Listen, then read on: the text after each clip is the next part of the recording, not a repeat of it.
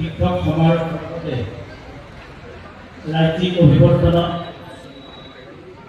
আমাৰ মাজত উপস্থিত থকা সত্ৰীয়া সংস্কৃতি চৰ্চা আৰু গৱেষণা পৰিষদৰ সন্মানীয় সভাপতি সচিব মহোদয় আৰু সম্পাদকে প্ৰমুখ কৰি সন্মানীয় বিষয়ববীয়াসকলৰ লগতে এই সংগীত গানৰ অধ্যক্ষ মহোদয়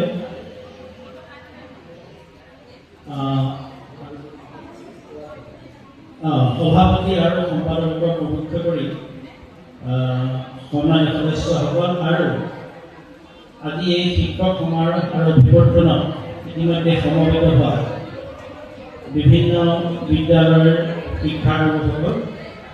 আৰু আমাৰ সন্মুখত বহি থকা কণ মইনা আৰু ছাত্ৰ ছাত্ৰীসকল, সত্ৰীয়া সংস্কৃতি চৰ্চা আৰু গৱেষণা পৰিষদৰ আপোনালোকে ভালধৰণে অনুভৱ কৰিছে যে এই পৰিষদৰ জন্ম লোৱা বেছি দিন হোৱা নাই, কিন্তু এটাই ভাল লাগিছে যে সত্ৰীয়া সংস্কৃতি চৰ্চা আৰু গৱেষণা পৰিষদৰ যিটো যাত্ৰা এক অনন্য যাত্ৰা হৈছে বুলি মই ক'ব লাগিব। কিয়নো খুব কম সময়ৰ ভিতৰতে অসমৰ বিভিন্ন স্থানত প্ৰায় 58খন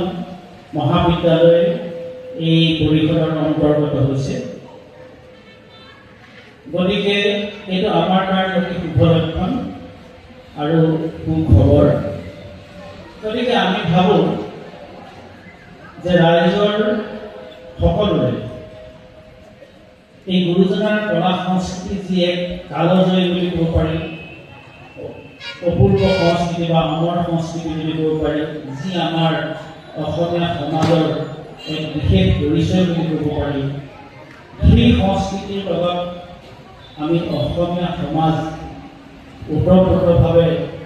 আমি জড়িত থাকিব লাগিব, তেতিয়াহে আমাৰ অসমীয়া সত্তা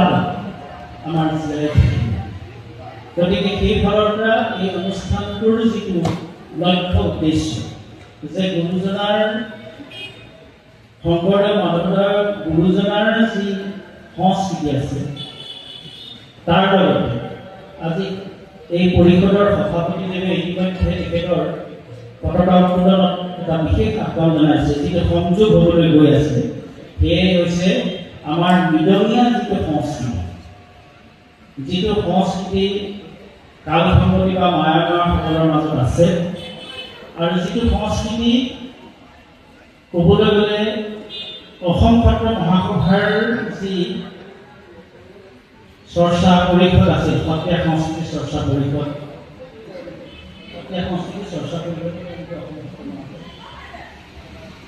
চৰ্চা কেন্দ্ৰ পৰীক্ষা পৰিষদে ইতিমধ্যে কোনো ধৰণৰ পদক্ষেপ গ্ৰহণ কৰা নাই। কিন্তু আজি আমি বৰ সুখী হৈছোঁ যে সেই বৃহৎ সংস্কৃতি, যি সংস্কৃতিৰ লগত বহু সত্ৰ বহু লোক জড়িত হৈ গৈছে, কিন্তু আজি আমি তাক প্ৰচাৰ প্ৰসাৰ বা তাৰ চৰ্চা